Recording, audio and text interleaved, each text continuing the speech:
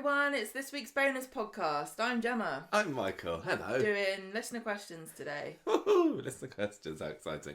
Thank you everybody. We're just going to launch straight back into those, but thank you as always for the listener questions that you send in to get us. I'll get our brains working. Is your brain thoroughly worked out by this? Have you given it no thought whatsoever and just gonna improvise it on the I on never the fly? do that. You never know. I never ever spend hours and hours preparing for things, and you never don't spend any time at all getting ready for it. That doesn't happen, does it? What I'm doing is I'm Jack P. Shepherd in it. What's that? I thought that he just kind of turns up and does it. Oh yeah, yeah. I heard that's his reputation. Quick look at the scripts, off he goes. Yeah. Well, that's me. I'm the Jack P. Shepherd, and who are you then? I don't know why the Colson Smith or the Ben Price of it. Do you think you're not cool enough? Not even for Colson Smith. Where's this going? He's great. Okay, so what do you mean? They are great. Of course you're they're not cool great. enough to be either one of them. Oh well, I'll try. It's going to be my ambition now. Okay, so thank you for sending in your list of questions, everybody. We have got 2 to chat about today. I've had a little bit of thought about this, but not a whole lot. We'll just see what we get. I've done some stats research. But this first one, and we've had this one asked for us a couple of times over the years. I've had to look back at notes where I've been collecting them all together, and we have definitely got a Rachel and a Nancy who have sent us this question, and they would like to know, and this is quite, I don't know, maybe quite relevant. What's the question? Just in the build-up for it. Which bloody characters are flipping being under bloody used in Coronation Street at the moment is the flipping question. Flipping. Flipping heck. Just channeling my inner Steve McDonald there. Who's being underwritten? Who is being underwritten on Coronation Street at the moment? I would like you just to see. Yeah, well, I've had some thought about this. You're winging it. I want you to just, off the top of your head, off the cuff, what character names come to mind as people who you just don't think are we're not getting enough out of them because Corrie aren't giving them the chance. Summer. Set up real examples, Gemma. Okay, right. Anyone who's not in a current storyline, honestly, don't you think? It's like it seems like Corrie can only do like 4 or 5 main stories at once, and everyone else just is not in it. And I know that it feels like a holdover from COVID where they had bubbles and stuff, and they had to keep in their cohorts and things. But I think that maybe it's easier, and they're sticking to it for that reason. But you know, where's Toya? Where's Spider? There's so many people that we haven't heard from for ages. I'm trying to, like Devon, Ardy was in it briefly. Ash has not been in it. I'm trying to go down the houses. Where's Eileen? It's like she's gone back to the jungle again and to hide. I think some of those names that you came up with are definitely ones that I thought of as well. There's one thing of like not being in a current story, but then the other thing is hasn't been in a story of note for quite a while, and some of those people that you mentioned definitely go Abby. into that. Like you could. Yeah, definitely. Kevin's gone to Germany. I don't know what's going on. I think he's fallen in a sinkhole. I'm really not sure what's going on with Kevin. Debbie's just been relegated to crazy aunt that shows up every now and then. I think there's, as fans, we notice characters that we like more when they don't appear on the show. So people like Debbie is an obvious standout for me because she is very much just the periphery character. Yes, she's had a few things to do even this week in the wedding, but it just seems to be like she's the one who is needed when characters have an event planned at Chariot Square Hotel, which, to be fair, is fairly often. But she's not had, aside from, I guess, last year's story with the bistro robbery, but even that was only 2-3 weeks long maximum, was it? She hasn't had a proper story to call her own, which to me is absolutely crazy considering the legacy of the character. And I know she has had a lot of time off, but as somebody who they dragged out of the 80s kicking and screaming and dumped her back into modern Corrie most triumphantly, what are they doing with her? Her wardrobe doesn't know it's not the 80s, is it? I love it. I know. She's got the best wardrobe on Coronation Street. I know that I often sing the praises of the wardrobe department, but wow, what a great She's the best. Like how well they just kind of completely encapsulate her character of like, I don't care what you think, I like this. This is me. And also it's really expensive and posh. They raised the bar with Gemma's wedding dress on Corrie this week. What happens if Debbie gets married to Uncle Ronnie in the end? Oh my god. Who knows what Debbie's extravagant outfit she could come up with. Debbie's whole look is honey, you can't afford to look this cheap. You know what I mean? I love it. She's great. Debbie hasn't been... Yeah, Debbie's not had... I mean, underused... I mean, it doesn't... The question is, who are Corrie's most underused characters at the moment? It doesn't imply... She's top of my list, I think. It doesn't imply that you don't have a story, you know, which Corrie characters don't have a story, which is definitely different, because not everyone can have a story going at the same time.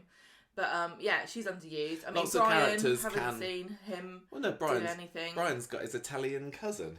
I'm saying that I would say that Brian has appeared, you know, he has been infrequent. I mean, if we look back to, say, Kathy when she left a year or so ago, that we would just, you know, treading water and waiting for that moment to come, because Brian and Kathy as a couple weren't doing anything with, but it's almost like Brian has flourished a little bit more in Kathy's absence, and I don't think he's the sort of character, to be fair, that lots of people are clamouring to have as, you know, the headliner of the A story on Coronation Street. So I wouldn't put him on the list, whereas Debbie, I think, absolutely could you know, lead a story. I want... but they're not giving her the chance to. More Rita and Audrey, but I'm completely aware of the limitations regarding, you know, the physicality of the actors. That means it might be more difficult. That is a tricky one. What I'd rather have is, you know, infrequent drop-ins from those two. Hang on. Let me finish the sentence, please.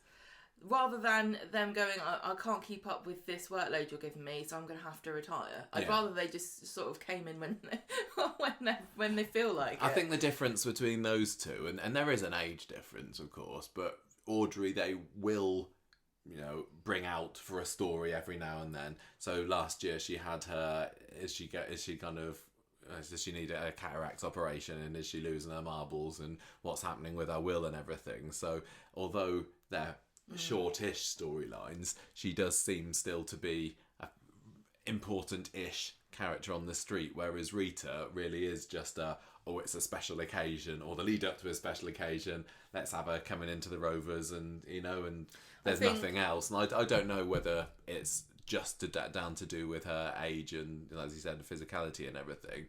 So I'm not expecting a big Rita story, but it'd be nice to think that she could at least squeeze maybe one more out before going up to that. Oh my goodness. Big news agents in the sky. She was last, I would say the last time she had her own story was the 10,000th episode.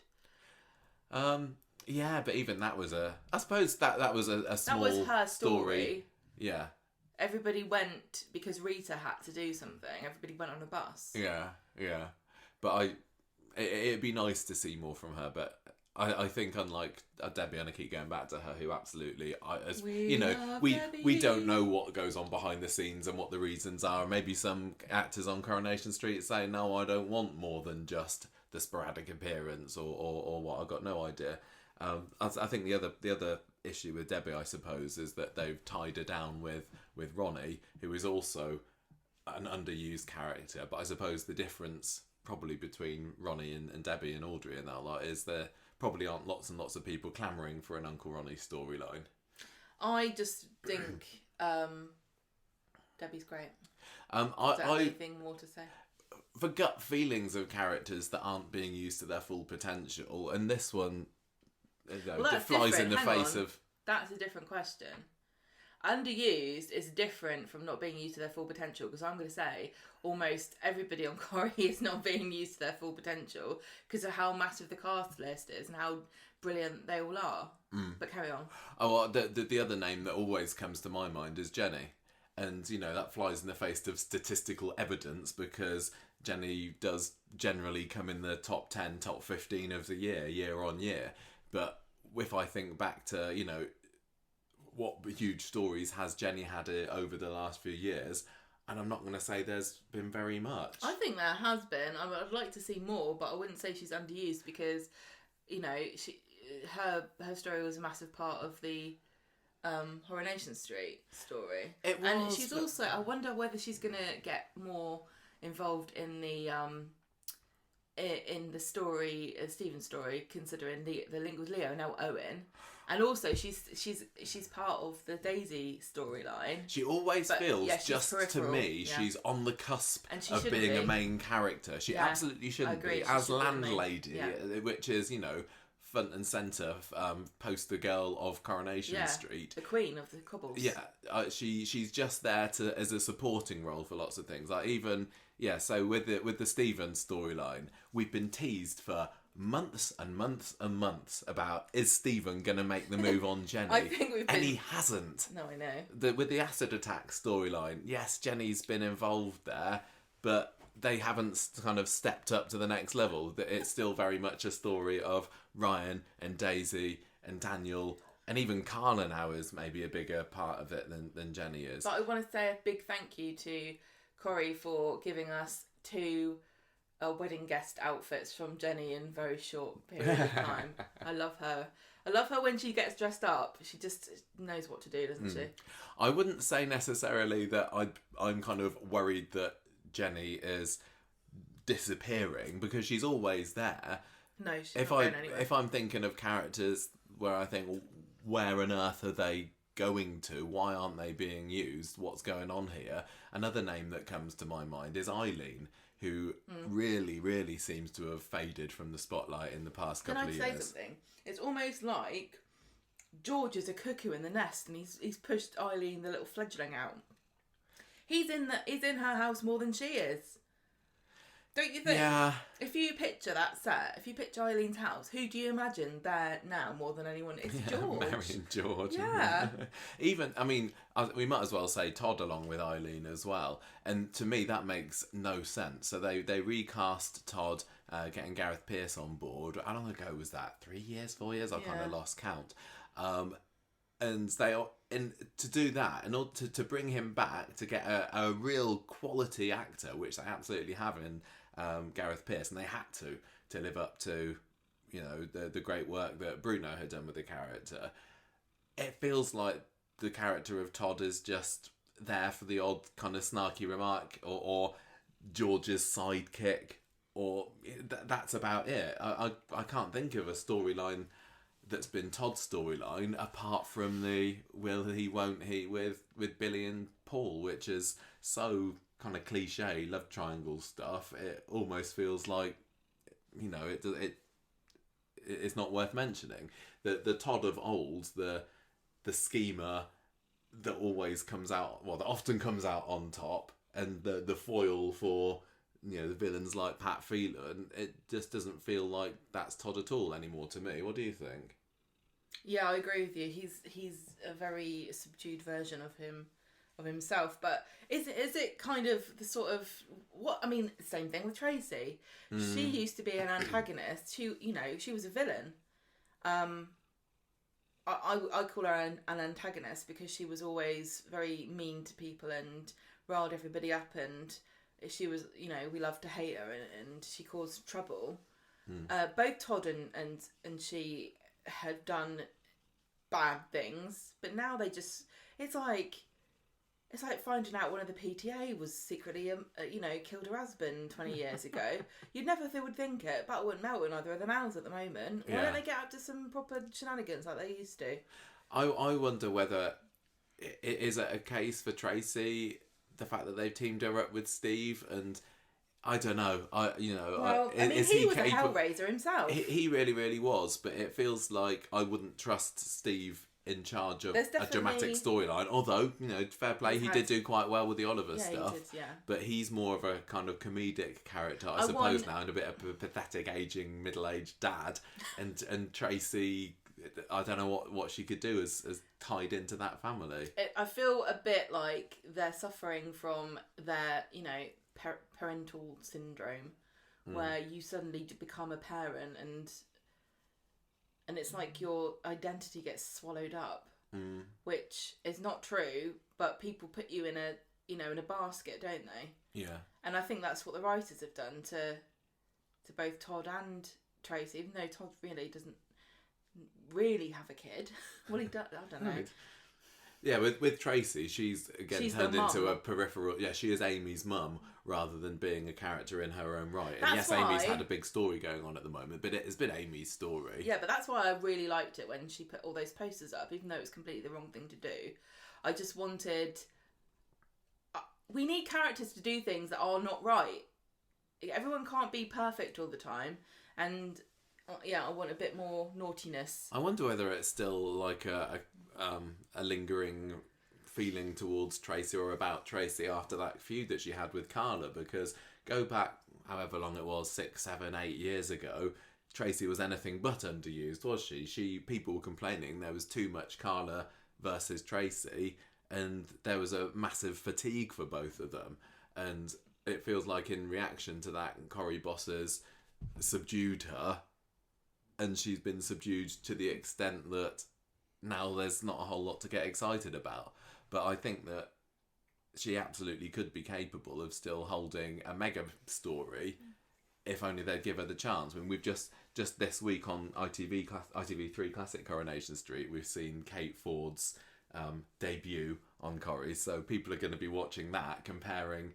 I don't know, it's 20 years apart, but comparing 2003 Kate Ford Tracy with 2024 Kate Ford Tracy, it really is quite worlds apart. And it's nice to see characters grow and mature and sort of learn and grow wiser as they age and overcome difficulties. But the last thing anyone wants is for a character to sort of mature into someone really boring. I wonder whether there'd be more excitement or more options for Tracy and more chance for her to hold on to that part of her personality if Deirdre was still around, because that's one of the things that made new Tracy, I'll call her that, she's 20 years old now, so good. It was seeing the reaction that her bad behaviour had on Deirdre, and it's not quite the same for Ken, is it? He can just kind of also, roll his eyes and go, Ken, oh well, really back to my book. About anything anymore. No, exactly. I mean, obviously, William Roach is 91 years old now. But if Anne Kirkbride was still with us, she'd be mid-60s, I'd say, and still absolutely capable of just adding a little bit more oomph to a story revolving around Tracy. We say that she's just turned into a mum character, but going back to Eileen again, she has always been a mum character, hasn't she? She came onto the street. Well, she was not straight away as the mum to Todd and Jason, but it wasn't very long after her debut, over 20 years ago, that the boys arrived, and then she very much settled into the role of mum of these tearaways. So is maybe the fact that she's not doing much mumming anymore, is that to the detriment of her? I would, and also looking at her personality, they seem to have forgotten that she wasn't always such a sourpuss. And it feels like Eileen's role, whenever she does, the rare occasions that she does make an appearance on the street now, it's just to have a moan at something that Todd or George or Sean or something has done. And she used to be a lot more fun. Yeah. So I don't know.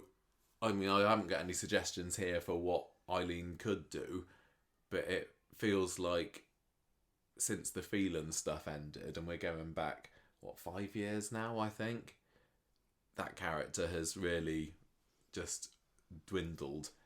Yep. But the fact that she was so good in the Phelan story, at least there's that.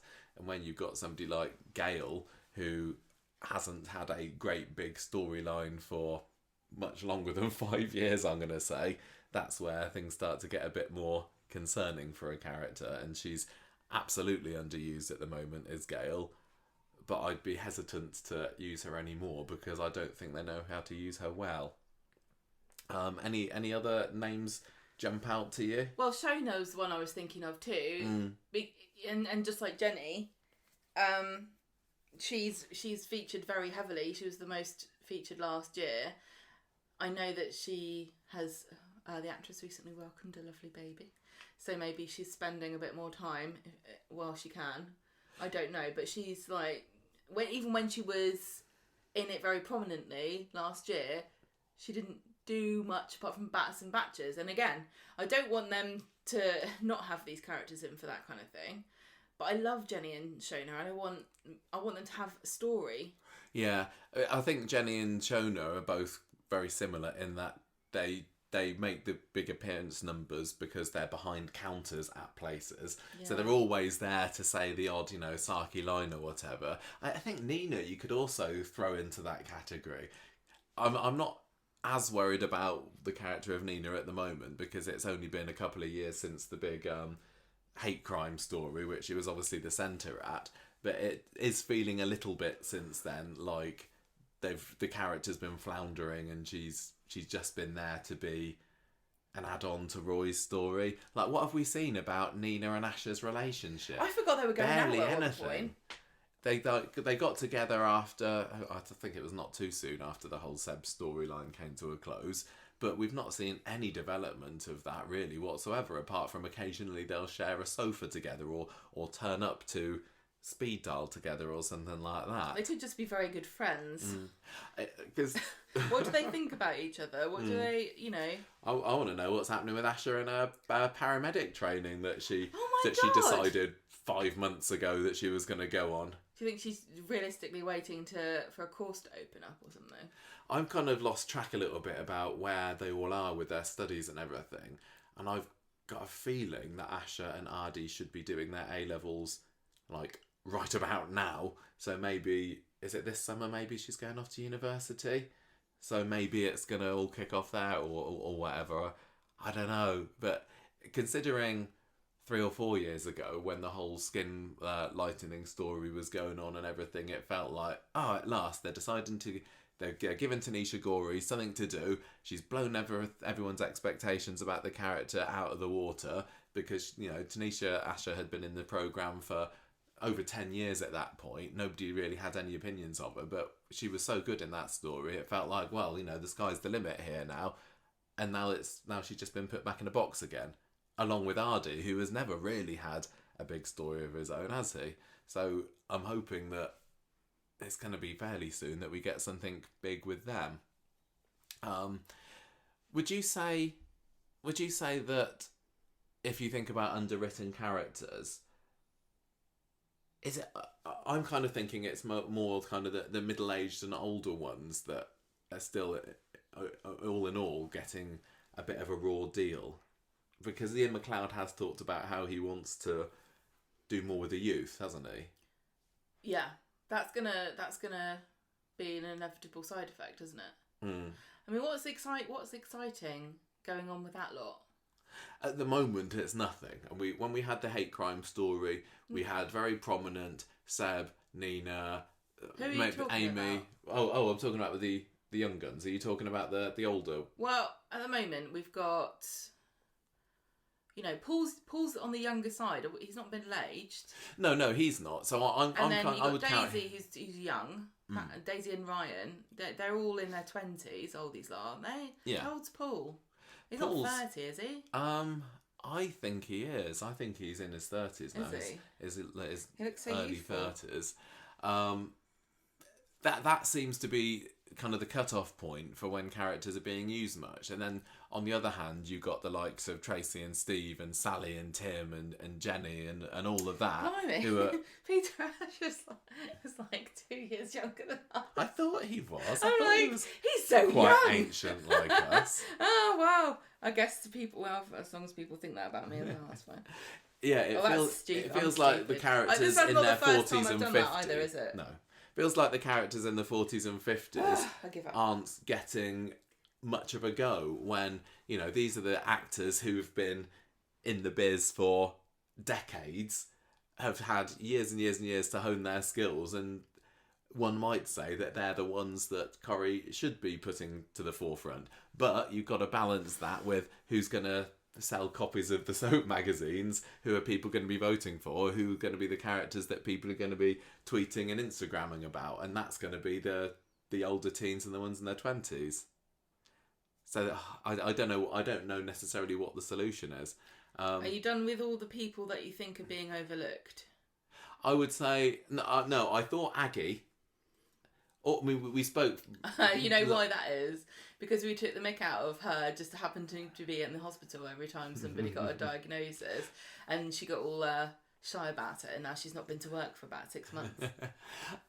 I mean, that seems to be all that she has done, isn't it? Been a nurse every now and then, and yes, Lorna Laidlaw, who plays her, had to be away from Corrie for a little bit during the pandemic, and we spoke recently-ish on another listener question segment about the Baileys being underused, but it feels like they still, after 4 years on the show now, don't feel that I don't feel that they're giving any of the Baileys a good enough shot. Michael, we've seen a little bit more recently because of involvement in the Stephen storyline. I don't think, sadly, many people have got high expectations for Ed, but I feel like Aggie really, really could have something going for her, don't you think? Yeah, definitely. I think that she's quite a few people's favourites of the Baileys. Mm. I mean, honestly, I do not find it weird too. This is the weird thing about the Baileys, is that more than any other family, people talk about who their favourite is out of that group.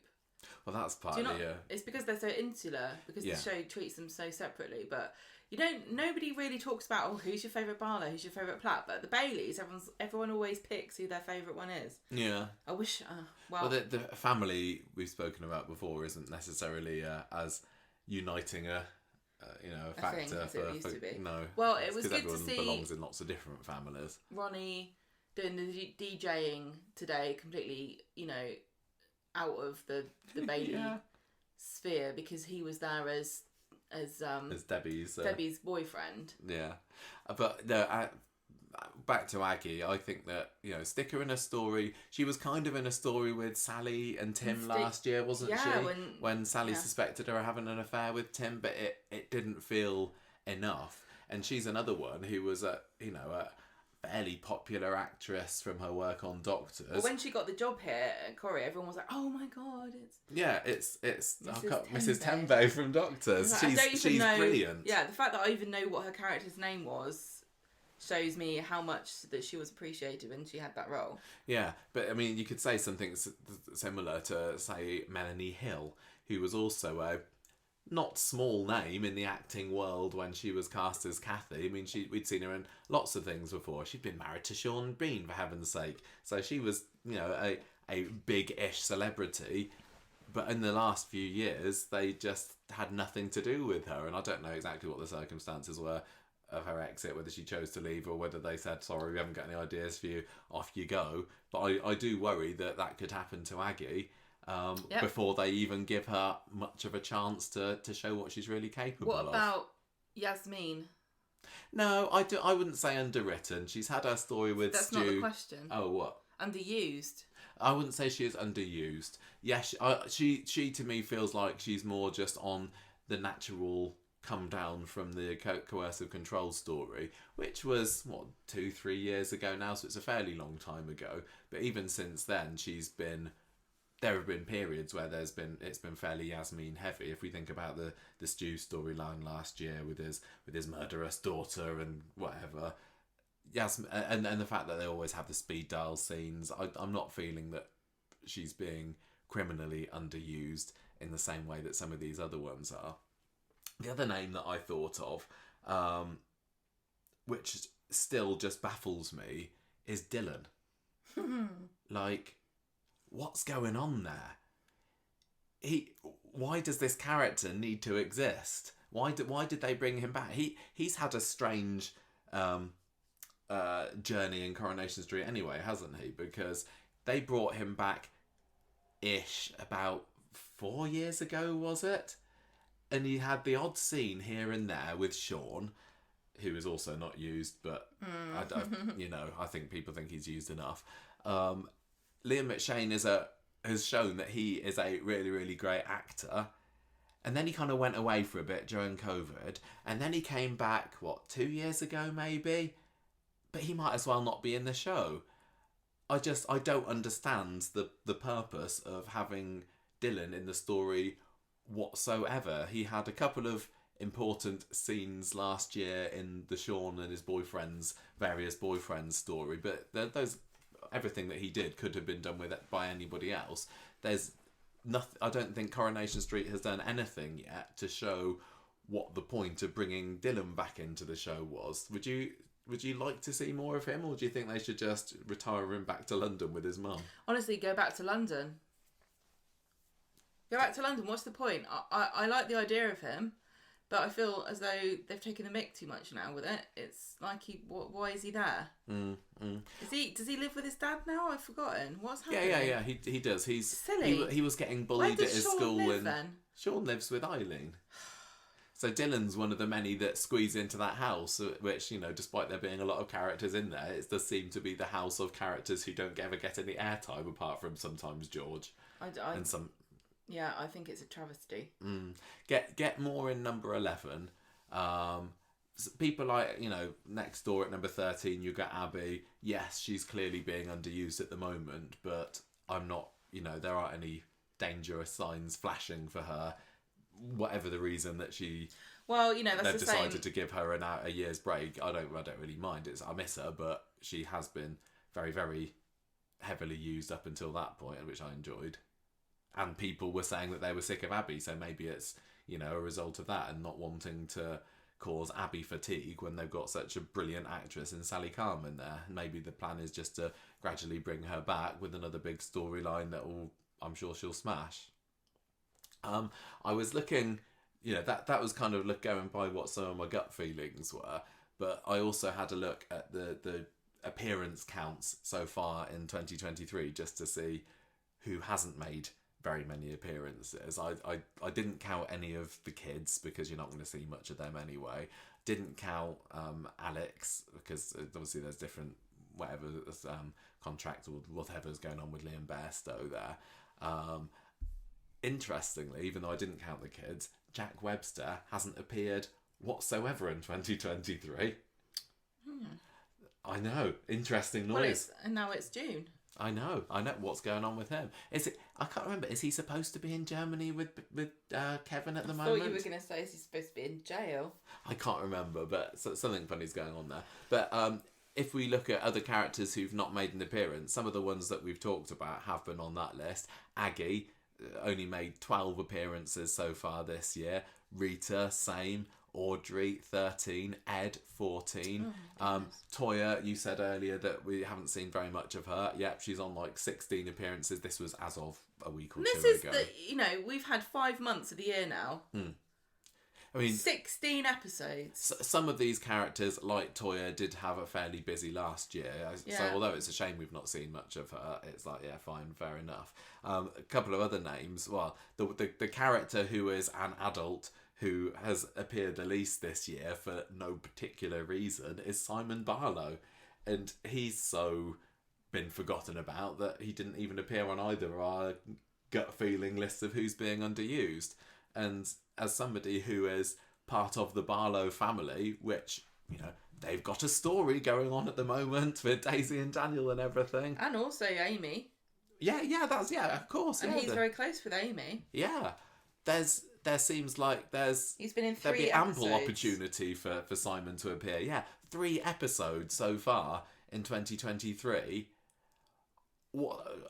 I know that Alex Bain, who was in the news recently because he's had a bit of a tough time outside of work and he took a break from social media and everything, so possibly it's related to that. But I think if we go back the last few years, Simon has just been, you know, plodding along, being given very, very, very little to do. Last year, he was the 77th most featured character out of the whole of the cast.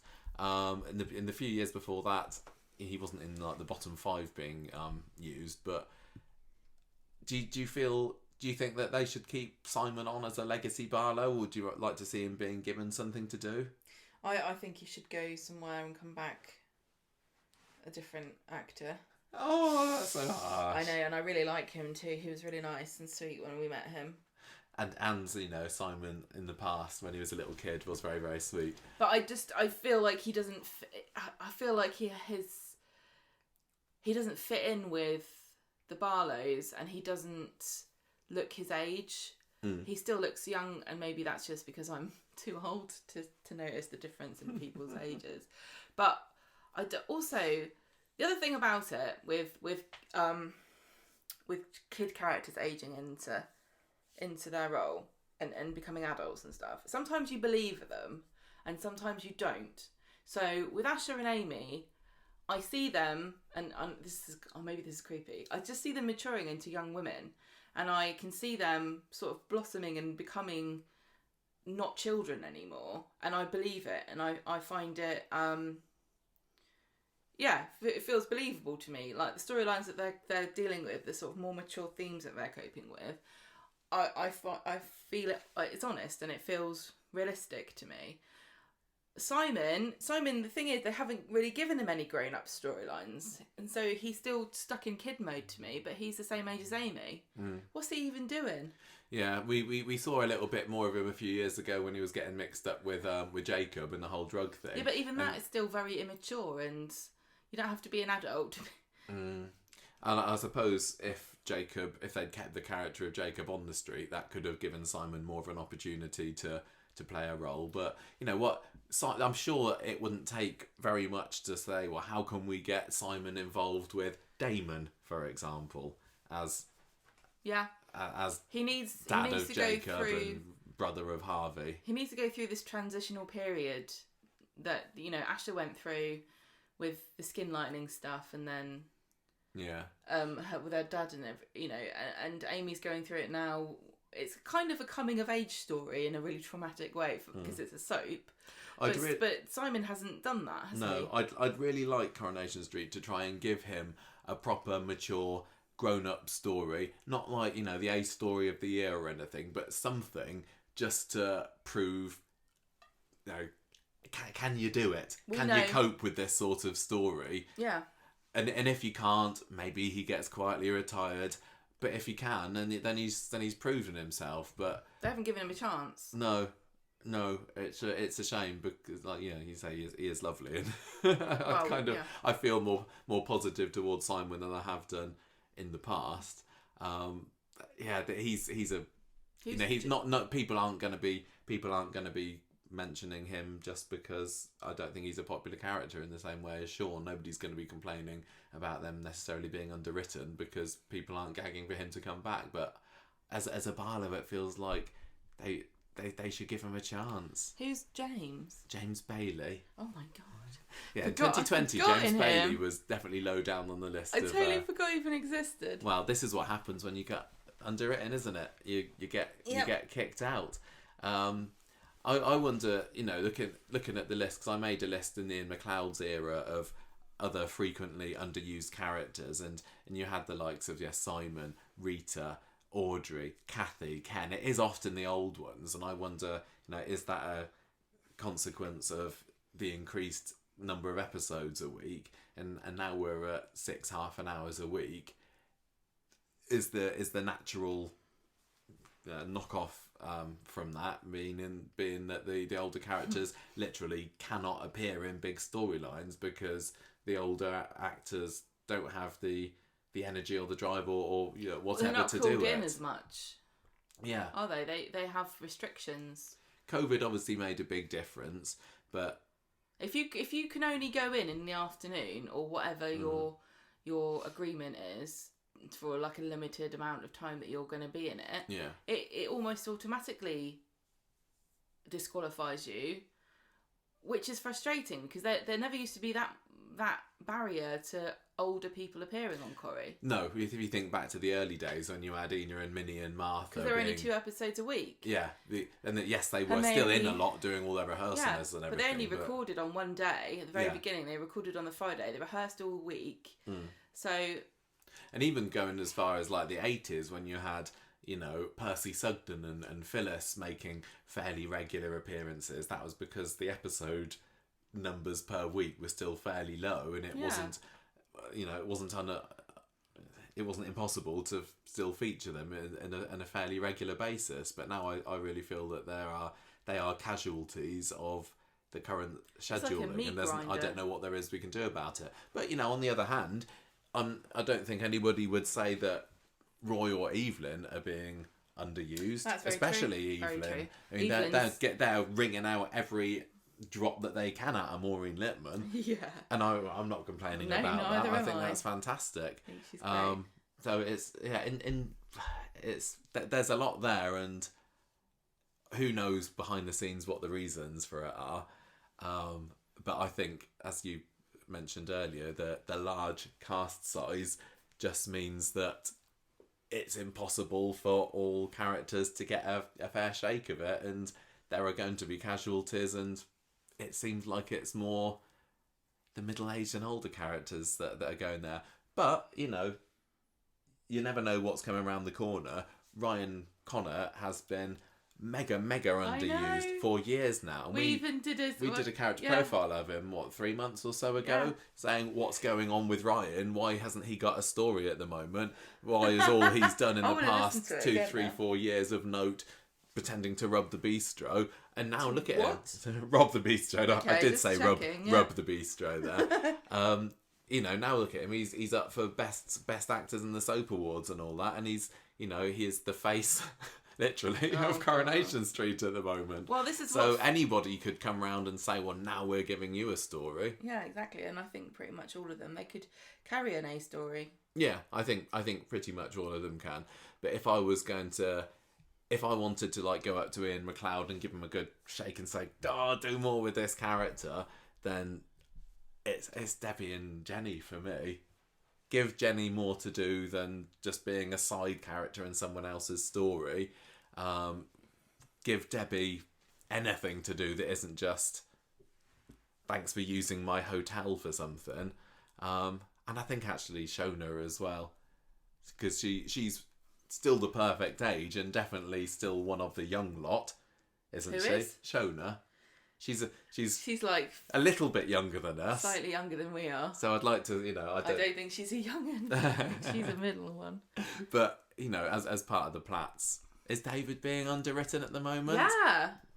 I would probably say so. He's also dangerously close to just being Max's dad. Yeah. And not much else. It's the dad, it's the parenting. I'm not super worried about that. I think because he has been such a big character in the past, and you never know what's around the corner.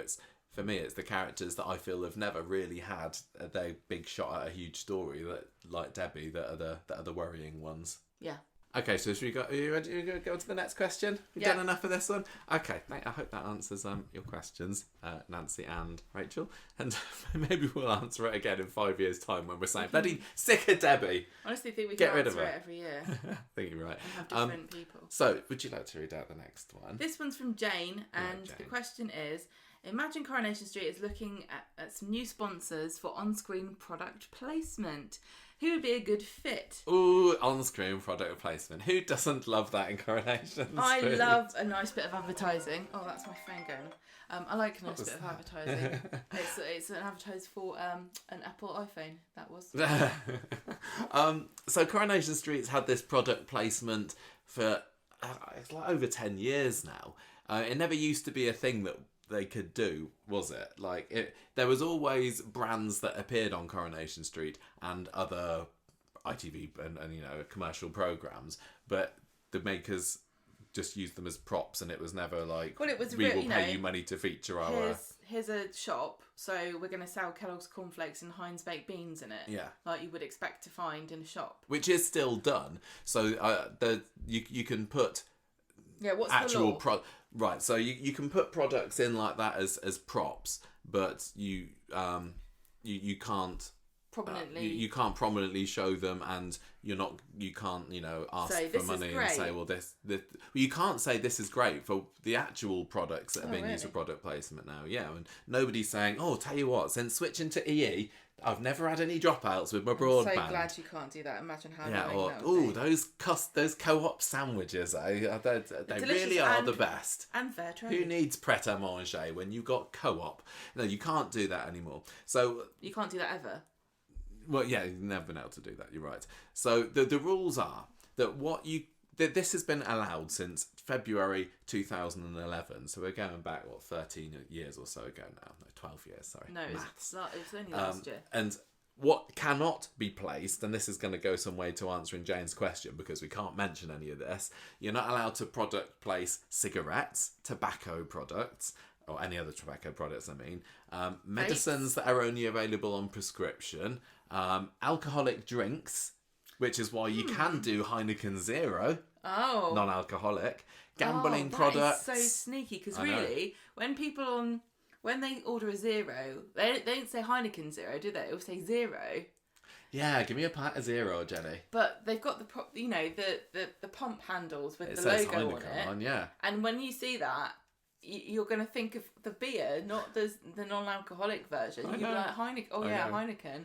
So, food and drink that is high in fat, salt or sugar. Oh, the best that ones. might cancel some out. Baby milk, apparently. And also products that can't be advertised, like guns and other weapons, are general things that we're not allowed to show just general adverts for. Tanks. You're not allowed to product place them in UK programmes either. Guns. So apparently there needs to be, and this is all going according to the Ofcom rules, there must be editorial justification for a product to be placed in a programme. So what that means is that it needs to be relevant to what the programme is about. They can't just, put something in that would be far too distracting. I don't know, what would you put in Coronation Street and people know, what on earth is that doing there? Well, I don't know, because it's based on real life. Yeah, I know, that is a bit of a problem, isn't it? A Cornish pasty. Maybe, yeah. They'd be like, what? Not allowed to open a Cornish None of this pasty Nancy shop in there. Southern pasty rubbish. We want pies. So the content of the programme shouldn't seem to be created or distorted just to feature the placed product. So you're not allowed to change the scripts or anything at all because of that product being there. I bet this happens. You're not allowed to promote placed products to give them too much prominence. So you're not allowed to make any claims about how good a product is. Or just include any references whatsoever to a product that it feels like it's being promoted. And I'd almost say with this Heineken Zero, yeah, they are. That's probably the closest they've got, because at the moment, a bit close, aren't they? At the moment you got your Co-op, you got your EE. Nobody mentions the names of those, do they? They don't say, "Oh, I'm just bobbing off to the EE shop to get a new charger or anything." Just down Co-op. Yeah. And that's actually interesting. And Argos is obviously a key sponsor at the moment. Not only is it product placement, but it's also the main sponsor of the programme at all the advert bumpers. But nobody says, "Oh, I'm just going to go to Argos," or "Oh, so-and-so, it's Christmas coming up. Oh, let's have a look through the Argos catalogue." That doesn't happen at all. But Heineken Zero, it feels like it's almost getting mentioned, is getting a name check on about a weekly basis at the moment, doesn't it? Interesting. So I don't know. So is this pushing the boundaries or whatever? So if we look back at the history of this product placement on Coronation Street, ITV and Coronation Street, in fact, were the first programmes to really drive this change in the law in 2011. Who was? Coronation Street and ITV. Oh, okay. The programme that we're talking about. I thought you said podcast. Coronation Street in another programme. Oh, no. So Nationwide ATMs. Do you remember when they were part of Dev's shop? And I think it felt a bit odd at the time, but maybe it was just the fact that we'd been told, look out for Nationwide cash machines in there, and then when you're told about it, you can't help but notice it. We started the podcast after this, though, didn't we? We did, but I think at the time we were going, oh, that seems to stand out a bit like a sore thumb. Mm. But there's no reason it should have done necessarily, because they had products in Coronation Street before that were real life products. The shelves in that shop used to be lined with Kellogg's cereals. And having an ATM in a shop is normal. Yeah. I suppose what's almost more noticeable is when suddenly brands that had been doing product placement with Coronation Street stopped product placing, and it's like, now there's a hole where the Nationwide ATM... Now we hate Costa Coffee. Nobody drinks that anymore. Yeah, so I don't know. But so that Nationwide was the first one. And then sticking on the money theme, they did Visa contactless for a while. That I don't believe is part of any sponsorship deals anymore. But they made a big thing about that in the early, or about 10 years ago. Because it was sold as a behavioural placement. So it wasn't necessarily selling... hey, look, isn't Visa great? But it was, let's normalise just booping your card on the top of the machine so that the viewers will do that more when they're going out to the shops. Do you remember when this first came in? It started in France before it started in the UK, and you were living in France. And I remember, is that right? No, what started in France before the UK was the chip and pin. using the card. So when I lived in France, I would put my card in the machine and tap my PIN code in, and then it was like a year later that they introduced it in the UK. But yeah, and apparently these schemes do work. So Millward Brown tracking, whatever that is, has shown that viewers of Coronation Street and Emmerdale, where they also had this Visa contactless promotion, have seen a 5% uplift in awareness of contactless. And that is apparently more than double of those who aren't viewers. So it kind of has shown that it does do a job. People who watch Coronation Street are more aware, oh yes, I can just boot my card on the machine to pay for things, than people who don't watch Coronation Street, apparently. It's also, according to this study, driven the perception that contactless is normal. And I would say, 10 years ahead, it is, isn't it? Oh, yeah. Nobody, unless you've got a particular reason for it, puts their card in the machine anymore and types a PIN number in. It's more normal. It's absolutely normal. Putting your card in. I would say in fact, people get suspicious if you have to put your card in. Yeah, I would say it's more and more unusual, though, to even use your card. I think that when I've been watching people at shops, it is boot your phone. I don't like doing that. You don't like doing that just because you're old. Yeah. I do it with my watch all the time, but so the idea that contactless is a normal way to pay has been significantly boosted, apparently. I mean, they're going to sing their own praises, aren't they? According to this particular study. And that's the same for lots of other ones as well. I found some other little stats earlier, and I can't actually find out at all. Where did I put them in my notes? Did I write some more notes here? Oh yeah, Costa. Yeah. So since they sponsored Coronation Street, they jumped up 7% on the first choice to visit case study that was done about it, and a whole load of other benefits seem to come out of Costa sponsoring Coronation Street.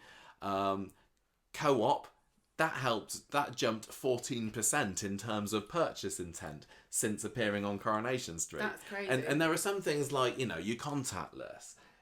The cynic in me says, well, it's inevitable. That's inevitably going to happen. It is not necessarily because it happens in Coronation Street. But Co-op going up in brand awareness by 14%, according to this study, that's got to be a fair chunk to do with Coronation Street, hasn't it? Because they're not, advertising lots of other places. Well, they advertise, yeah, they do. They do advertise, but a 14% jump is significant enough that it's got to be down to Coronation Street in a way. A lot of these are part of a bigger campaign that doesn't just rely on one avenue to promote the product. So you would have seen print adverts and radio adverts and etc. But and ITV are the ones that are doing these case studies, so they're obviously going to say that it was because of Coronation Street or Emmerdale that these things have. I would say, but it's a significant increase. Yeah, Co-op to me used to be a bit more of a fuddy-duddy, old-fashioned kind of brand. It didn't feel like it was on the same level. Yeah, that kind of thing. Summerfield, Safeway, like the lower tier of supermarkets. It's where you go when you can't get to another one. If Tesco's is shut, then you go to Co-op. And I think that certainly in my mind, over the last 10 years or so, Co-op has done a pretty good job of rebranding itself and modernising. I still wouldn't pick their own brand food over anything else, though. No, but I think, as viewers of Coronation Street, we, I guess, have been influenced more to finding Co-op more normal, and I feel more positive towards the brand because of it appearing on the street. I think I do. Well, they have more. Wow. It's not made you like Costa Coffee more, though, has it? You still don't like Costa Coffee, but they've gone though anyway. Well, the Co-op partnership, as far as I could tell, is supposed to be running out next year. Is it? Well, yeah, this is what happened to Costa. Who are they going to get in there? Tesco. The thing about Co-op is based in Manchester, so it feels more, what's the word, authentic to have it there, and it's also a bit more ethical. I don't know in reality, but they pitch themselves as a more ethical kind of company, and they also feel a bit more indie than the big supermarket chains, because they are just, there's no such thing as a Co-op superstore. No. They're always in small shops, in corner shops and things. So it feels a bit more subversive in a way. I can't imagine it being a Tesco Express. That just feels too in your face, like this is, this could be a street in real life. I like the implication of fictionality that comes with co-op, which is silly because I guess the thing is there's not co-op around us, so we don't go to co-op. No, we don't go to co-op. Co-op had the thing with that's when we had to hunt down to find their Coronation Street bags, didn't we? Yeah, had to drive all the way to Hamburg. We still haven't even gone any way to answering Jane's question yet. Sorry, Jane, this is all a big preamble. Well, this is all just to explain if the impact of our choices. It could have ramifications. We could lead to like a really evil conglomerate becoming incredibly popular and famous thanks to our product placement. How do you find the way that it's done? Do you not notice? Because that's the whole thing, that it's supposed to be in there. It's not supposed to be a key part of any scripts or anything. They're not supposed to have characters going, oh, this delicious Costa coffee. Do you find that it's just blending in a natural part of the scenery, or are you reminded every time that Argos van drives down the street, sponsorship? No, I always go, look. And that's where it's going wrong, isn't it? But it's not. There's nothing they can do about that. There really is no way around it, because they are exchanging something of value for money. So the value is to be promoted in one of ITV's flagship shows. So you can't sort of go, well, all right then, to soften the blow a bit, we'll have Ocado fans as well, but they won't pay. That's another important thing the criterion that we need to to remember when we're coming up with the answer to this question. We can't do anything that's in direct competition to anything else. And there's nowhere in this country that the only van you get is the Argos van. There's always millions, and different delivery services and online shopping vans and things. So I think if there were more brands, they wouldn't stick out as much. No, so do we want but to they wouldn't be able to get the money for it. Do we want to get some kind of product placement in a place on the show where it can be surrounded by other brands but just be a bit more prominent? Because you're right, we see the EE shop, we see the co-op shop, we hear about Freshco's that obviously doesn't exist, but there's no chance that you're going to see any other broadband or mini supermarket brands, because it's a shop front. With the Heineken Zero, the rest of the pumps are all filled up with like Newton and Ridley, this and that. So in a way that does stand out as being a major brand. Do they have, I don't know, do they have like J2Os and things in the Rovers? I don't really know. When we went there, didn't Charlie look in the fridge for you to get something out? And I don't think there was. I can't remember. So do we want to have a brand that's just something that's on the shelves in the corner shop maybe, but is always got a display behind Evelyn? I suppose that the behind the counters display is always the alcohol, isn't it? Which is something that they're not allowed to product place. But the thing is about all the alcohol brands is they're all real brands. They're all real brands, like, What are the ones in? Yeah.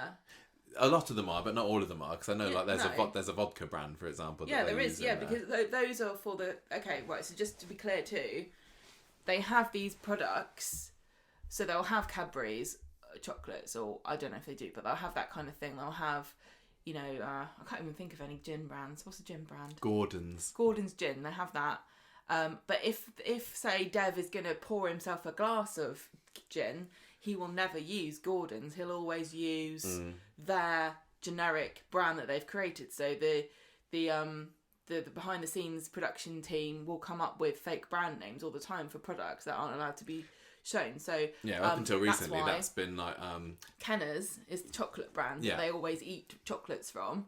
Yeah, they don't sit there chomping on a bar of dairy milk. No, they will never Michael do that. Gleason used to be, up until very recently, the guy at Coronation Street who would design all the brands. Yeah, that's right. Sometimes we know it's Dom in the archives that will come comes up with some of the names for them. But it was great. Michael Gleason. I don't know whether he's got a replacement. I assume he must do. That makes all the in-universe branding, labels and things. Yeah, because you're right. When you see characters eating breakfast on the rare occasions that they're actually having breakfast in their own homes, they're always eating fake cereals, aren't they? Yeah. I don't think they're pouring themselves a box of cornflakes. But did they used to? Yes, I think they did. I would say that they probably did.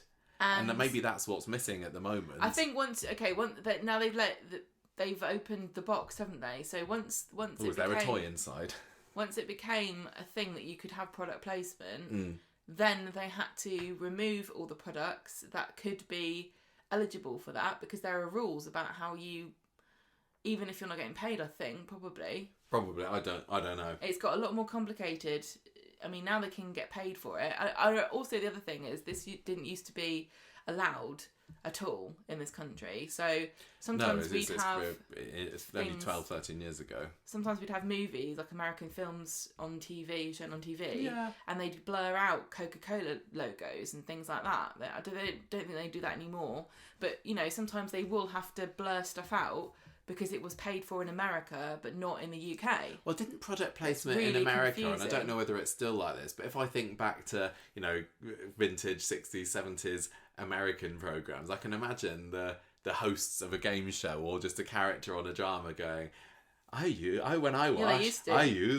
used to stop that. So I'm pretty sure at the very beginning, the very sort of early. And now a word from our sponsors. They would, thanks, Croydon.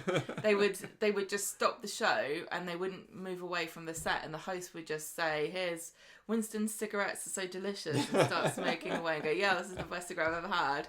Then they'd go, "Right, that's the end of the advert break. Let's get back to the show." Kind of like how host-read podcast ads work, really, where the action doesn't move away from the area that you're in, and obviously there's the issue with that is that you're promoting something you don't always necessarily believe in, and you can end up in trouble. Yeah.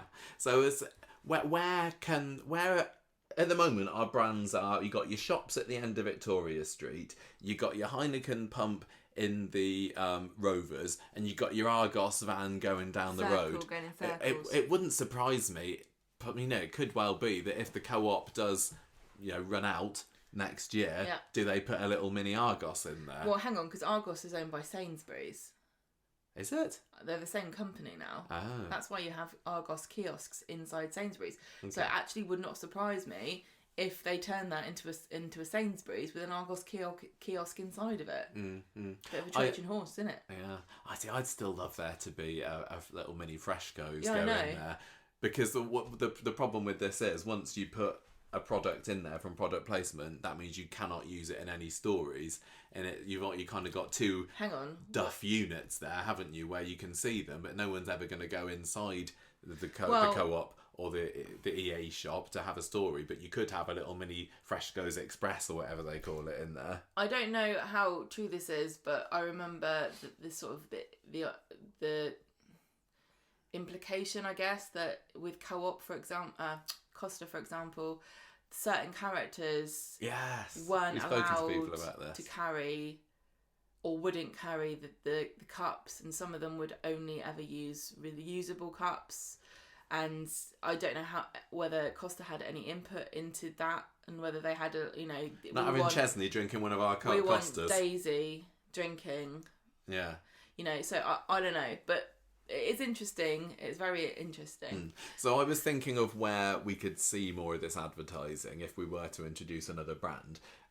You got your billboards, haven't you? And I suppose already they sometimes will put an Argos advert on the bus stop. They've billboard. Had Argos. Have they not had a show?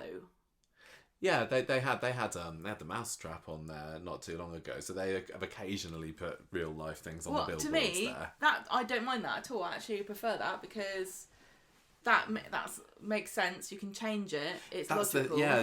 But I suppose some of these brands want to be in the show for a long time. I mean, something that we haven't mentioned yet, which was just a few years ago, was when Purple Bricks had their advertising deal with Coronation Street, and that went on for however long it was, a month or so, when Jenny was selling the Rovers, and they had that Purple Bricks sign out there, and it stood out a little bit, because I think it's always going to, unfortunately, if you're going to putting a few brands to the forefront, then it's going to stand out more.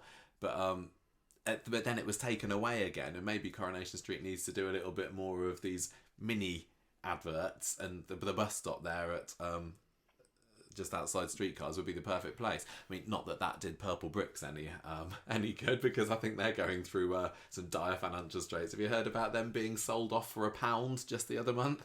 It wouldn't surprise me. I made my thoughts known about them at the time, didn't I? You did, yeah. So they're not all success stories of 14% growth. There's only so much you can do. Well, the trouble with that storyline was that they couldn't really, they never sold the Rovers anyway. Yeah, that's so it was like, why am I sponsoring you to make it look like I can't sell a bloody building, which is my whole purpose in life? It'd be like if every time somebody went into the cart, they came out with an empty bag. Yeah, if they'd have had it where Jenny had put the thing up for sale with Purple Bricks, and immediately you had floods of buyers who offered over the asking price, then maybe that's maybe that was part of the thing though, because they couldn't sort of go, Purple Bricks is the best way to sell pubs. They're like, it's no better than anywhere else. In fact, we didn't even sell anything. So apart from your billboards, you've got your shops, of course. You've got products in people's homes, which we're only seeing with the EE routers being included in seemingly everybody's house at the moment. Everybody suddenly got them as their broadband now. So are there any other products that we could see in people's houses? I think that somewhere like the cafe would be a prime spot for advertising something, because that seems to be the most used set at the moment, the cafe. I don't know what could go there. We'll maybe come up with some ideas in a bit. You got Chariot Square. You could advertise things there, because they're there an awful lot. Magnum Dong condoms. Do you reckon? Yeah.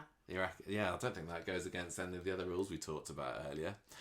Which characters are they going to have asking for one of those? And also, you can get extra product placement when you put them nicely on the top of the bin. This is when Uncle Ronnie comes in, isn't it? I bet. All right, Debbie. All right, love. In the loo. Yeah. A little machine in the loo that sells condoms and tampons. Just imagine. I don't think Coronation Street wants to be associated with that kind of product. But, so you got characters' phones, and I was reading a few years ago where people were saying that they did a deal with Windows Phone for a little bit, and it seems like all characters had a Windows Phone, and I couldn't find anything online to corroborate that definitely happened. But if more than 3 people in an entire street has got a Windows Phone, then no wonder it's starting to raise some eyebrows.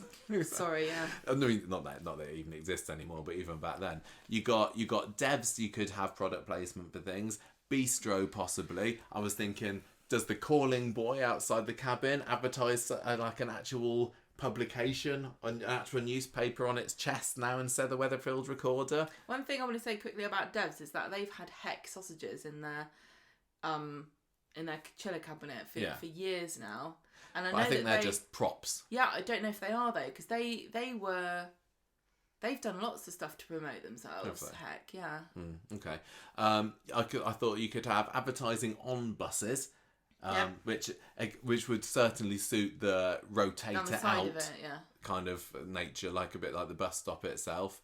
You can have people carrying shopping bags, fashion brands possibly, because a lot of the clothes that people wear, you can find out that comes from where do people often get their clothes from? I'm sure there's a place. ASOS. Yeah.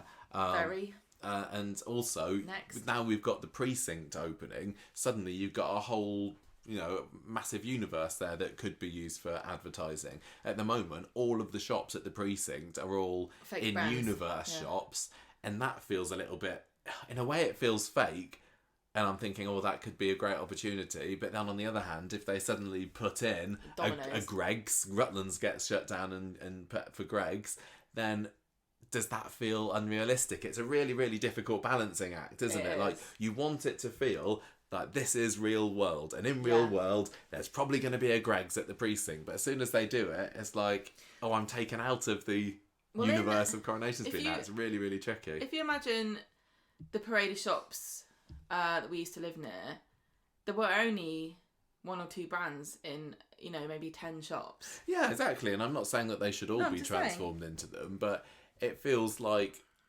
it wouldn't surprise me, especially with how much they've decided that they want to use the precinct now after a bit of a slow start. We're seeing it most weeks now. Yeah, good. That really could be a place to advertise, or even where they've got that amalgamated steel sign hanging down by the precinct now. That could be an advert for something Cash else. For gold. Not that we see a whole lot of that sign, but So I remember one thing they did online, which was quite recent, which was fairly eccentric, and I'm not really sure what happened with it, which was Argos giving Sally's front room a makeover. Oh yeah, they did, didn't and they? that was weird because I don't think that ever appeared on screen. But it was a sort of social media only thing. Yeah. Now I can see them doing something very similar with the fashionable ladies of the street for a fashion brand, like getting ASOS or Very or Next or something to come in and dress, you know, 3 of the most popular female characters, 3 of the most popular male characters, and saying, this is what Daisy would wear, this is what Adam would wear, etc., etc. But not just sort of saying if you had a character wearing some snazzy clothes online and they were also carrying the bag of the brand, would that feel like a natural fit? What do you mean? If ASOS wants to do a sponsorship and then you got people carrying an ASOS bag, does that feel... Well, you can't really have an ASOS bag because it's delivery. Sorry, I don't know. That shows what I know about fashion. One thing I will say is Primark. that Next, they buy lots of their clothes for the wardrobe department, buy a lot of clothes from Next, and they have a logo on for their clothes, which if you're not from the UK, you might not even realise what the logo is, but it's like the little deer head. So every time on TV you see a character, and it's usually a man, because it's the male... We definitely do see that. You see that very often. Really, they should be asking them to pay for that, because Maybe Next get loads of free advertising. Well, they get loads of advertising because that logo is on quite a lot of the men's t-shirts and shirts. So what brands would we want then? So finally getting back to what the original question was, for me, I would, if anything, I'd like them to go for something that's key for Manchester, that makes you think Manchester or is a local brand, or if not, then just UK, because British brands, like when they had Costa, I remember seeing them saying, well, this is the premier British coffee brand, it's the British Starbucks, blah blah blah, and it feels like if you're going to have something, I'd like it to be something that was associated nearby. So the first brand that I thought of when I came up with Manchester was Vimto. Yeah, which Vimto. We didn't even realise until we first went to Manchester that Vimto, the delicious, what flavours is it? Summer fruit, should we say? Soft drink actually originates from there. And I think that would be a very natural fit if they decided to put a pump for that in. Even maybe like Speed. Pump? Oh yeah, you can have Vimto from a pump. Definitely. What? Yeah. Maybe at the Rovers. Just tell it in just have a little, you know how when you sometimes you go to a shop, like a cafe or something, and they have one of those little springy plastic, like bobbly signs. Yeah. And it's like, do you remember there used to be that big campaign like try ice cold milk? Do you remember? Yeah. But that was just for Vimto, just bobbling off the side of Roy's hot roll. Well, back in the day, in the 60s, and probably later, to be honest, they often at the corner shop would have big prominent posters in the windows for various things, wouldn't they? So maybe something like that would fit there. Like rolled pork. Or and pears. Snuffled yams. I think that I don't think they do alcohol at Speed Dial at the moment, do they? No, they don't. I think to. no. Not to sell alcohol. Not to sell alcohol. No, I know they're not, but that's why I'm saying that could be a perfect place to have a bit of Vimto product placement in there. Excuse me. Because surely do you sell Prosecco? Not no, everybody. But we've got a really nice Vimto in if you want it. It's a vintage 1954. It feels like in Coronation Street, everybody loves Lassie. It's and nice. I'm not talking about the dog here. I'm not saying it's not nice, but literally everybody goes gaga for Lassie because it seems to be the only thing that's on sale to drink in the Speed Dial. Excuse me, have you got any non-denominational Coca-Cola? Well, they could. I think that Vimto would be a perfect fit. I agree with you. I think that one would go 2 well. Vimtos, please, Alia. Yeah. Also, not that you work here anymore. Also, Mancunian brand M&S. First shop was in Manchester. Did you know this? I did not. M doesn't stand for Manchester. Manchester and Scunthorpe. Apparently, the people, Mark and Spencer, I guess it was, had their first stall. No, his name was Mark Spencer. Was it? Yes. No, it wasn't. Mark Spencer. You're making that up. Yeah, yeah. Thank you. He had his first stall in Leeds, I read, but the first store was in Manchester. Yeah. So I think that M&S, good solid Sally material, that is. Yeah. She and Tim get all their underwear. I suppose. Actually, I bet Sally gets her underwear from Ann Summers. I think that maybe one of those small shops down the end of Victoria Street could be a little Marks and Spencer, but well, no, you can have a little mini Marks and Spencer. Simply Food. Yeah, exactly. But is that a bit too high end for the back streets of Weatherfield? Well, where everyone owns their own home in several businesses. Well, okay, maybe. Is there any other ways that M&S could get into the show? Like, I suppose you could have your adverts on the buses, or just have bags. Like somebody comes from town and they've got an M&S shopping bag in their hand. That would maybe fit in. There's loads of opportunities to have somebody have a shopping bag. I don't know whether they do bags for life or anything like that, but those kind of reusable bags. I don't know. Something that's another Manchester brand that I don't think could fit into Coronation Street very well is Rolls-Royce. Well, I mean, Ronnie's probably got... Ronnie and Debbie could buy one, couldn't they? Yeah, I mean, we've got Roy's Rolls, but I don't think Rolls-Royce is going to fit in there. And also, we've got PG Tips, Manchester. Yeah? Did you know that one? No, because everyone will be moaning about Yorkshire tea. What's it called? Oh, yeah, Yorkshire tea. Everybody seems to go gaga for, don't they? We don't like that here. And also Warburton's, which is based in Bolton, so it's in the Greater Manchester area. Just to be clear, I don't like Yorkshire tea because it's not blended for the water that we have here. Yes. I think I don't need to defend your... No, but it really annoys me. Angry Yorkshire tea fans just penning their email right now. It really annoys me when people act as though it's the undisputedly best tea in the whole country when everyone's got different water. Yeah. So Warburton's is a bread brand, isn't it? And I think that would probably work for billboards, for just sitting around on the side in people's kitchens, maybe. What would? Warburton's. Okay. What are you doing at the moment? I'm just looking up something. Okay, you keep going. Do you remember... it was Warburton's that made that giant crumpet, wasn't it? Well, they like making giant crumpets. I'm thinking right. Do you remember the advert which had the Muppets on for the giant crumpets, and it had the lyrics about Coronation Street in there? Did it? Yeah, we had that as part of a news thing on the podcast like years ago.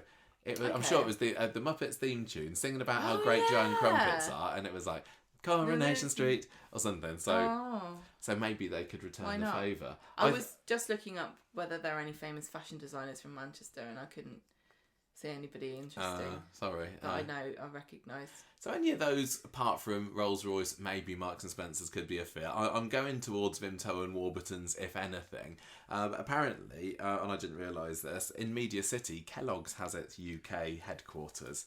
Obviously not a British brand, that comes from America. Boo! But we were just talking earlier about how people used to be pouring themselves a pack of Kellogg's cornflakes and everything, and now we've gone to the off-brand Michael Gleason flakes. Could they say, well, it's all part of Media City? Do they just pop round there and go, hey guys, Corrie bosses, Kellogg's bosses, having a drink together at the dockyard one evening? Why don't the Alchemist? Why don't we get you some of our anti-masturbation flakes? Yes, why not? Why not indeed? What other brands, if we can't go Manchester only, is there anything that you would think of as being as like quintessentially UK that would be a good fit? Silence. Just a car going past outside the window. Was Boots? No, not Boots. Boots, yeah, Boots and like Body Shop used to be, didn't it? And then it got taken over. We've got Lush now, haven't we? What do you mean we? That is, Lush is kind of where people go that used to go to Body Shop. Is Body Shop still a thing? I don't know. Well, the fancy smanchy soaps, Lush has really, exploded onto the scene in the past Lush 20 years.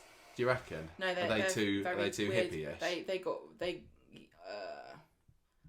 I'm not going to say anything. Oh no, you have to tell me afterwards.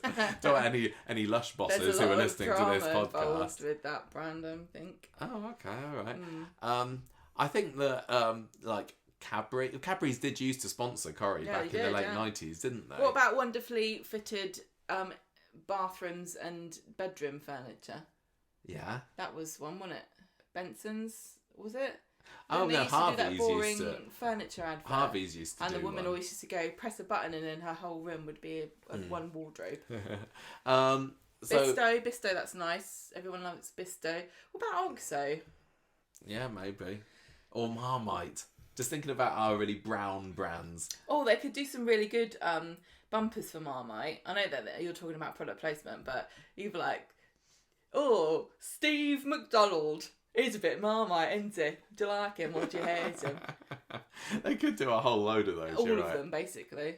I suppose with something like Marmite, what you're going to do to actually place it in your product is you can't have a Marmite shop. You can just have a Marmite on the table when everyone's having their breakfast and eating their Kellogg's. I suppose it could just be a feature of the cafe breakfast tables when they're. Yeah. I mean, the thing is, they often do have their full English, don't they? And you don't quite have Marmite. No, you wouldn't do. But if you got somebody that's just having a piece of toast, they could be alongside the salt and the pepper and the little tomatoes, or like filled tomato sauce, like a jam brand. Yeah, Robbins. Is it no? Robinson's. Yeah. Is that right? They do marmalade and stuff, don't they? God, I can't think of any brands. I actually won a silver award for my marmalade recently. I know you did. Nobody else knows. Morrison's. Award-winning They're northern, marmalade. aren't they? Okay. I think you don't have that many Booths. Morrison's down here. Booths. Yeah, bit too fancy. They got rid of that up Media City. It was tragic, that is. And there's also like Virgin as well. That's a big British brand, thanks to Richard Branson. Although I don't think that could go on at the same time as EE because of their rival. Well, no, because they've got loads. No, but they've got loads of other like various like holidays, and they used to do trains, airline. How are you going to fit that into Coronation Street? Just have a Virgin plane flying in the background. How about... Yeah, but you can't have a story related to it, could you? You couldn't have any characters going, oh, like, look up, there's a plane. Oh, I've got a letter from Norris's estate, and turns out we won a trip on Virgin Galactic. But he's dead now, but I can take his ashes into space. These are all just kind of one-off mentions, aren't they? There's even like... how much product John Lewis. Not suitable for Coronation Street, I'm going to say. I can't think. I think we had quite a few. National Lottery. Harrods. I guess that has product placement Fortnum already. and Mason. You're going a bit too high end here for Coronation Street, unless they're deciding to Mulberry. Unless they decide to build an extension to the set which is set in Oak Hill. Why don't they have like a designer outlet? Get rid of the precinct and just put designer outlet in there. Don't think you're thinking Coronation Street here. No, I'm thinking self-enrichment. So out of all of those ones, then, if we I suppose we draw this to a conclusion fairly soon. What's the question again? Which ones? I don't know whether it was what do we think about product placement because we right, they want some new sponsors. Wooing new sponsors who would be a good fit. I like your idea of Vimto. I think that's good. I think food brands are by far the easiest because everybody eats branded food. Like you either eat branded food or you deliberately pick something which you feel is of the equal quality but cheaper. Yeah. So you'll go to like Lidl or whatever but it's still always a version of the brand. Billboard wise for things like that billboard underneath the viaduct that's got Gemma and Chesney in the Quads advert still after all of these years, that's the problem, isn't it? That's in dire need of a change. It's ridiculous that advert's still there, but literally nobody ever walks past it. So if they were going to use that for an advertising thing, you'd have to have people going there. And the problem is, there's nowhere to go to. Cynically, I would offer the suggestion that if I were in charge of... The thing is, Continuum, which run the tours, and ITV are two separate companies. Yeah. And they have their own agreements, and I don't know exactly what the nature of those agreements are or how much percentage each one gives to the other one for whatever reason. But that seems to me to be real estate that could be used to advertise to tour goers that would never be seen on screen. Yeah. That you could put something in there and you could probably make quite a lot of money. Just imagine if just at the corner of a screen in one episode of Coronation Street you see an advert for the Emmerdale Village tour. Just underneath the viaduct. Can you imagine? Yeah, or like the Lowry. Yeah. Like, why don't you, after your tour, why don't you come to the Lowry and get 15% off of Cafe Rouge? I think that they have advertised things at the Lowry and Coronation Street before, I suppose No, they couldn't have advert for Emmerdale because according to the crossovers, the Everybody Save the Planet crossover stuff they did a few years ago, Emmerdale does actually exist. They exist in the same universe. It's a shared Marvel-esque universe, isn't it? Yeah, it is. So Even with all that EastEnders. long deliberation, Vimto is my best answer. Well, I still think that I know that Corrie has had thoughts about the fact that some of the outfits that get worn by the female stars get bought because they're being worn by people. So they are aware, they know that people talk about it and wonder what the brand is from.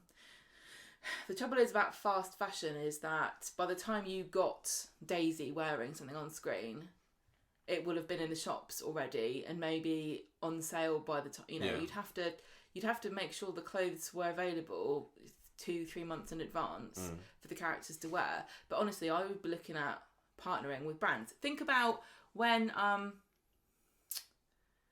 Michelle, who plays Tina, Michelle Keegan. I only said Tegan. When she left Corrie, one of the first things she did was did a brand collaboration with Lipsy. Yeah.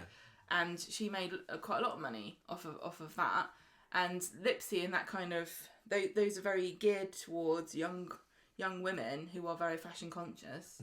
But the other thing to consider with stuff like that is that it's becoming very morally questionable, especially if you're gonna position yourself as a green soap who cares about the environment. Do you want to promote a company which has come under fire? Well, various companies have come under fire for fast fashion. Unethical, it's very bad for the environment. So just as a final thought, but the characters get their clothes from somewhere, and it's not being woven by nuns who live in Suffolk, is it? Just as a final thought before we finish, then, if as a viewer now with the viewer's hat on, if Coronation Street suddenly said, right, we are not doing this product placement anymore, we're going to get all our revenue from somewhere else, don't let that concern you, but we're still going to have the same amount of money in, would you like to get rid of it all completely and just go back to how it was, where brands would appear, none would be more prominent than the others, we maybe wouldn't see as many in-universe fake brands, or would you prefer Corrie to go the other way and say, well, because people are saying they're standing out because at the moment we're only partnered with, let's say 3 or 4 brands prominently, we're going to go to town and partner with 10, 15, 20 brands that aren't going to clash with each other, but it means we're going to have more product placement, but it will maybe feel less weird because there's so much of it. What would you prefer? I would prefer it to go back to the 90s where you'd have Freshco's, which was a fake brand, but you'd be walking up and down the corridor, the aisle, and everything would be completely as you would expect to see in a real supermarket. But you can't do that because of the price.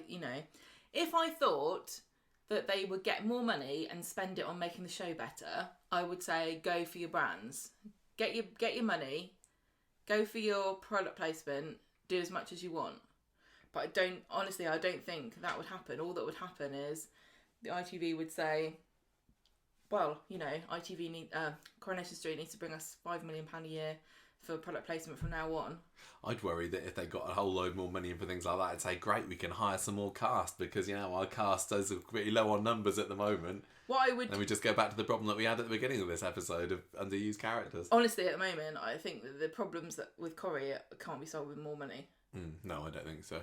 So as a viewer, and if I don't care a jot about money and what it's going to be used for and what it's coming in, just for general viewing experience, I think I would prefer it to go back to how it used to be, because anything that kind of takes you out of the suspension of disbelief that is required for enjoying an episode of Coronation Street, and in this case it's, oh look, there's an Argos fan going down the street again, that just spoils it just a little bit, I think. Yeah, I mean, I'll tell you one thing about fake brands in Corrie is I don't mind them when they're properly in-universe brands. Like Kenner's still find that a bit... Dempsey's Crisps. Hang on, yeah, I still find those a bit irritating because I look at them and I go, this is just a brand you've made up because you can't have Walkers.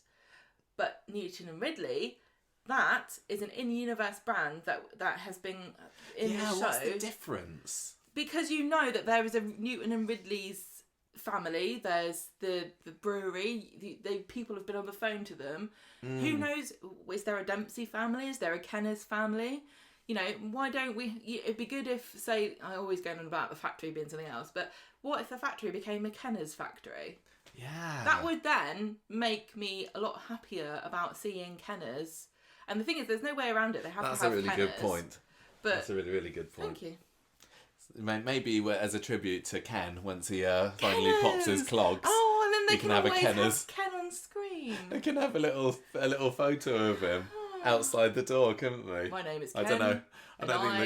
What's the word? Endorse. I don't think that Ken has anything to do with Kenner's chocolates. No, I don't. Maybe he does, but I don't think he does. Yeah. Maybe that's what they need to do. Newton and Ridley feels so at home, and it doesn't feel like I'm looking at a fake brand. No. Because it has always been there. But it's just, I guess, the recent influx and the fact that they don't necessarily talk about it.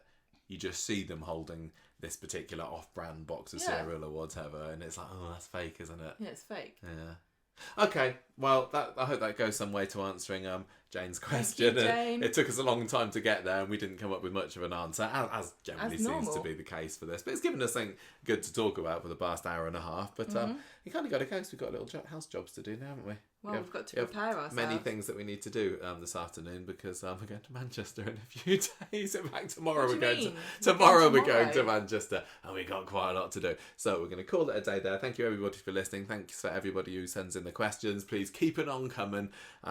Otherwise, we're going to have to start making them up. So let's finish. Goodbye. Thanks for listening. Say goodbye, Gemma. Goodbye.